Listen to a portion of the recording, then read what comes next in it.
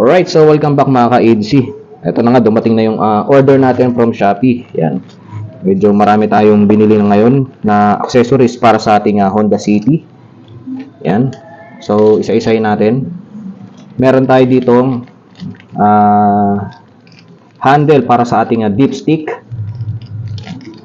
na bili natin sa halagang 105 pesos. Dito may mga color option tayo. And then meron din tayo ditong radiator bracket na nabili natin sa halagang 60 pesos each. Ayan, isang set is 60. Since dalawa yung kailangan natin, 120 pesos. Dito naman may mga color option tayo and then sizes. Meron din tayo ditong radiator cap na nabili natin sa halagang 131 pesos. Dito naman meron din tayong color option and then mga design, no? Then etong sa battery bracket or holder, nabili natin to sa halagang 165 pesos. Dito naman meron tayong color option and then sizes. And then last, meron tayo ditong engine oil cover or cap. Dito, ito naman is nabili natin sa halagang 182 pesos. May mga color option and then other design. Right? So, itong radiator bracket, hindi ako 100% sure kung magagamit natin siya or hindi, pero susubukan pa rin natin. Yun lang. So, start na tayo. Pero syempre bago yan, pasok muna natin yung intro natin.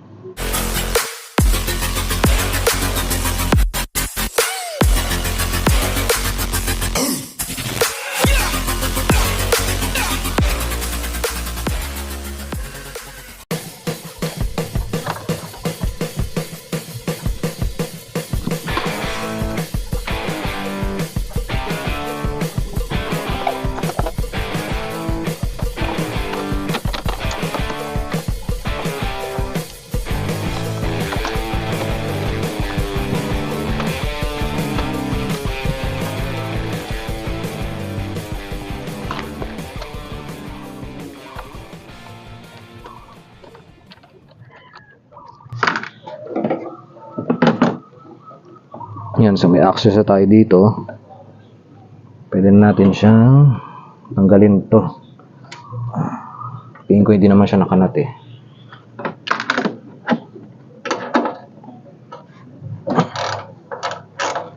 So 10mm gamit natin dito na pangtanggal na wrench.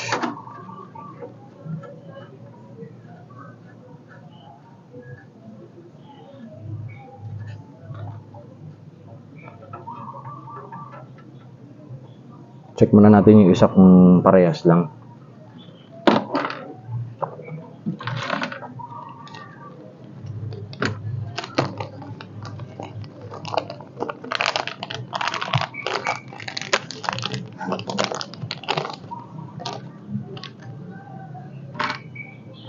Kailangan nga lang natin tanggalin yung itong goma niya para mailipat natin dito sa loob, sa kabila.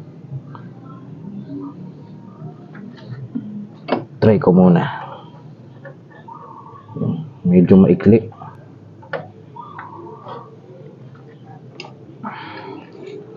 So sablay tayo dito. Medyo maikli yung nabili natin.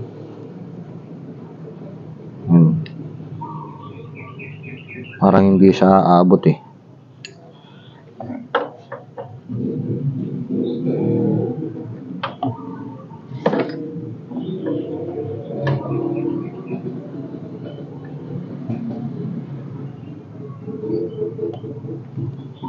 A few inches later. Alright, so yung ating radiator bracket, hindi siya uubra yung ganitong klase na binili natin, no? Medyo malaking adjustment yung ginawa ko. Yan. So, dito na lang kayo magbase kung anong forma nito. Huwag yung masyadong flat yung kunin nyo. Yan. So, susundan ko na lang tong isa. Na-testing ko naman na to. Kahit papano is swak naman siya. And then tatanggalin natin mamaya yung pinaka grommet dun sa stock para ilagay dito. Alright, so i-adjust ko lang to para tuloy-tuloy na tayo. So let's go.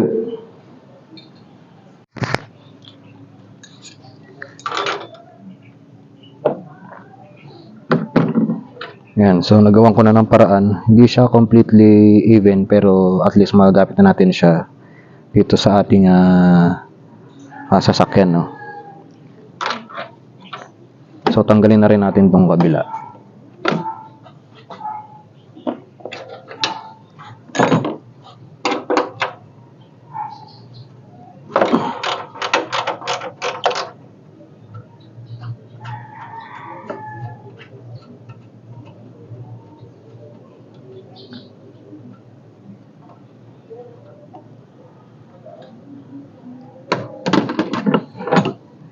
Then itong grommet is sundutin lang natin.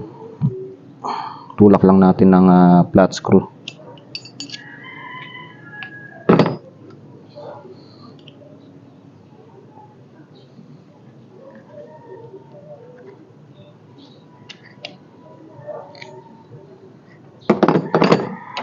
Then tsaka natin dilipat dito sa kabila.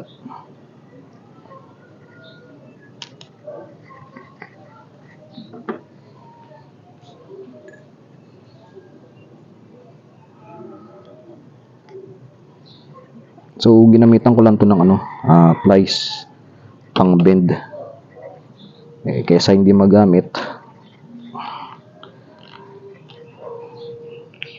DIY na lang. Yan. So ito is meron siyang pre na ganito. So hindi ko siya gagamitin, baka magamit ko sa iba. Total nakukubera naman siya na itong cover na to. So i-stock pa rin yung gagamitin natin.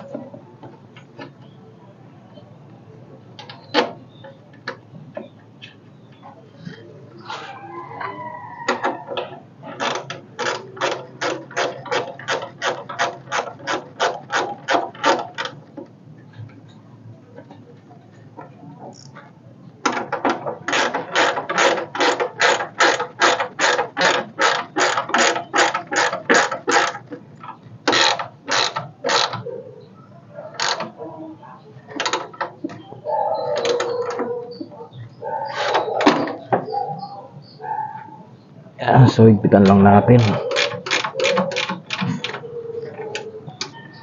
Alright. So may play pa rin naman siya. Paano? Yan. Then balik na natin yung ating mga bolt and washer dito.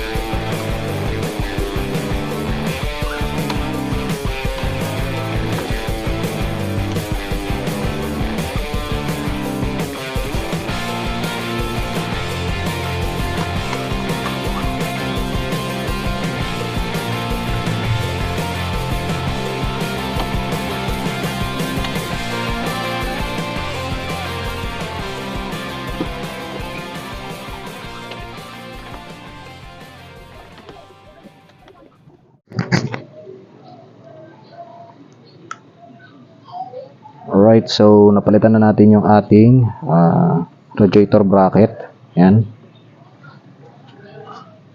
So kahit pa paano i-stop-anabangan natin yung yung alanganin na size. Yan. So binend ko lang yan gamit yung plies. Alright, so i-dex na natin tong ating radiator cap.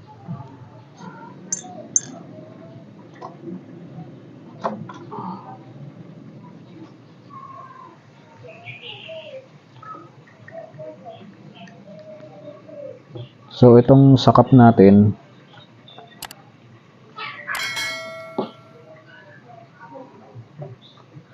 bali itong sakap natin is lang siya. Yan. So meron siyang kasamang itong lock, and then itong allen. Nalagay lang natin siya dito. Tapos iipitin lang natin siya ng itong lock na to. So make sure nyo lang yung butas is nasa labas.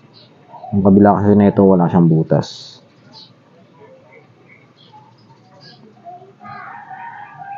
So maganda siya kasi kabilaan yung lock niya, no? Yung iba one side lang yung lock.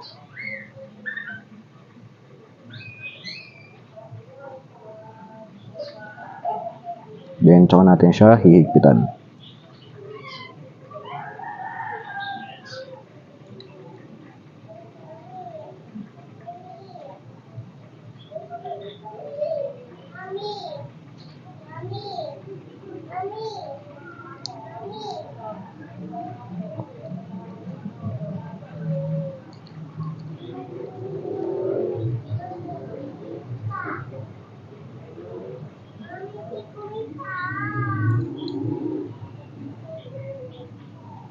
Yun, tibay na yan.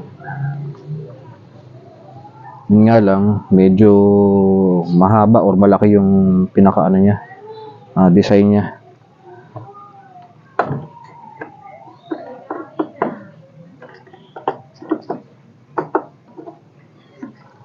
Sakto. Kala ko tatama siya dito eh. So saktong-sakto siya. Alright. Yun. So ganun lang kadali. Dito medyo nahirapan tayo sa pagkabit nung dito talaga medyo nahirapan tayo dahil nag-customize pa tayo. Yan. So inex natin itong ating sa may engine oil. So sa pagbubukas nga pala ng radiator, and then itong ating makina, make sure na cool down yung makina nyo, no? Yan. Bago nyo buksan.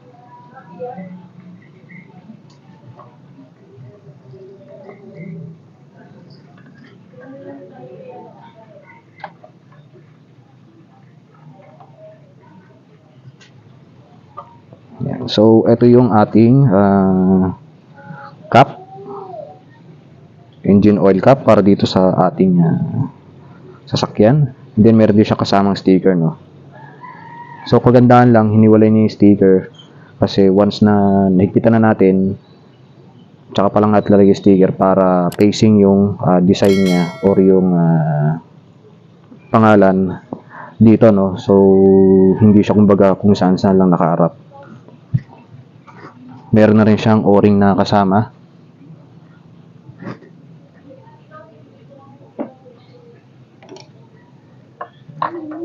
Nasan lang natin.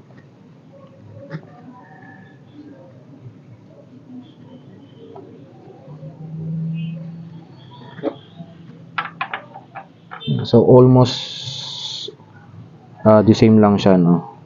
Yan.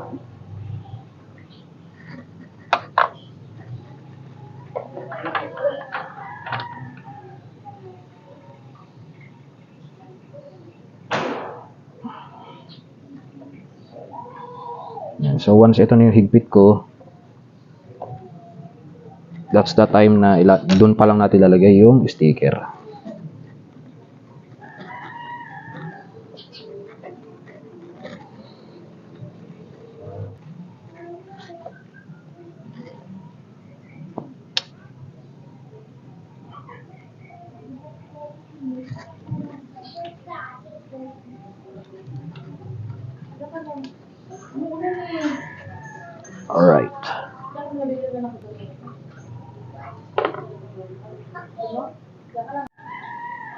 Alright, so yun lang muna siguro.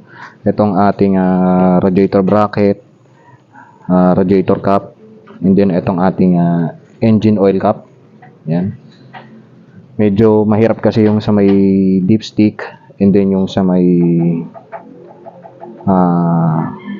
handle nitong ating battery. Kasi dito sa ating dipstick, kailangan pa nating i-cut ito. Yan, so gawin na lang natin sigurong part 3 yan, and then part 2, itong ating sa may battery. Itong ating sa may battery handle. Kasi kung makikita nyo yan, naka-slant siya. Ang gagawin ko dyan is idediretso ko siya. So malamang sa malamang, ibubutas ko siya dito. Yan. Yun na lang siguro yung part 2 natin. And then i-part 3 natin yung ating engine oil. Itong ating dipstick handle, no? Alright. So, hanggang dito na lang mga ka-idsi. Hopefully kahit papano is nakatulong itong video vlog natin for today. So, you know the drill. Please like, share, and subscribe. And don't forget to hit the notification bell para lagi kayong updated sa mga videos na i-upload pa natin. Once again, ako ang inyong lingkod, Click Natik, signing off.